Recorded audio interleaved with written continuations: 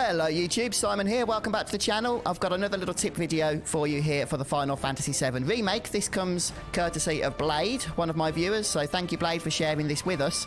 And it has to do with respawning the crates. Now these crates contain a number of useful items.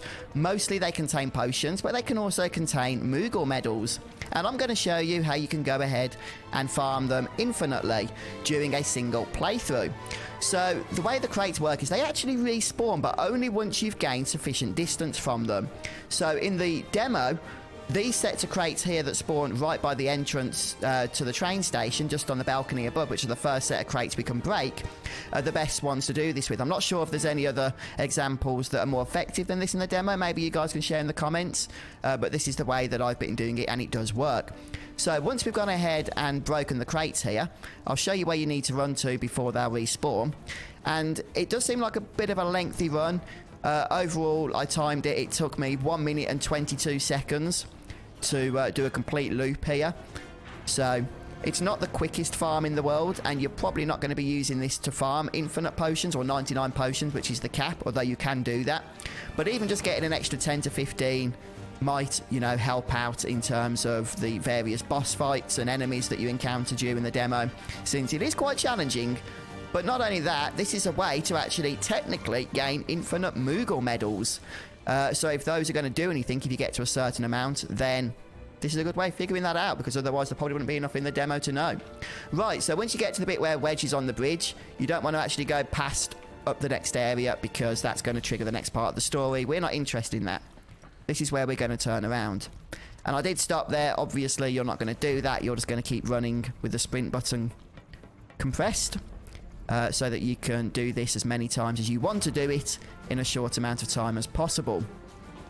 So we're just going to head back here down the elevator. Unfortunately, this is frustratingly slow. But like I say, you can do the entire loop in about 1 minute and 20 seconds. You could probably do it faster. I haven't, you know, done it efficiently by any stretch of the imagination. But once we get back, those crates will re-pop. Now, I have tested this, and this is the shortest distance of travel that is required. So there we go. We've got a potion from there. And this time, nothing. One potion is very unlucky, I'll be honest with you. I normally get a minimum of 2, but you can even get 3. Okay, so 1 is on the low end of the spectrum for sure. So let's just go ahead and do this one more time so we can see what we get next time. I'm going to try and show you a more efficient run here, which I failed already because I didn't push that button as quickly as I could have. So we'll just start running as soon as the gate for the elevator opens. And once you've done this run a few times, you'll become far more efficient at it. So, like I say, why might you want to do this? Well, first of all, I'm hoping somebody's going to test if the Moogle Medals do anything once you get a nice collection of them.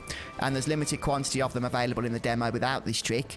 So just get to this bit, turn around, we don't even need to go through there, then run back. But also, I'm hoping it'll be helpful for you guys that have been struggling. I know there's a few of you, because you're running out of potions and stuff on the boss fight. This is a great way to stock up on them. And even if you're not struggling, just having a few extra isn't going to hurt at all. But the other reason as well is I expect that crates are probably going to work in a similar way in the full game. So knowing about this mechanic is probably going to be useful in case there's crates in the full game that have more useful items. We can figure out the distances required to get them to respawn and what have you.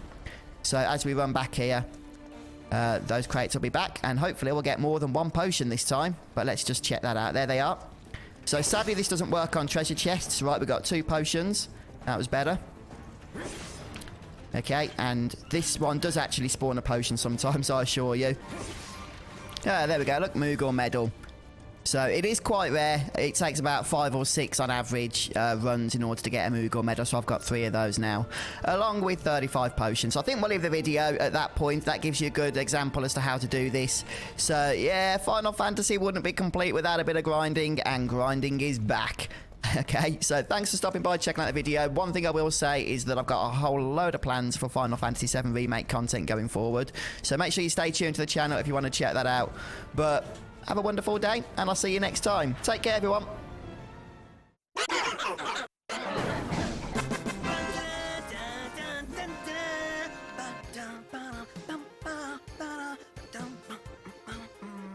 This sounds like you're having fun.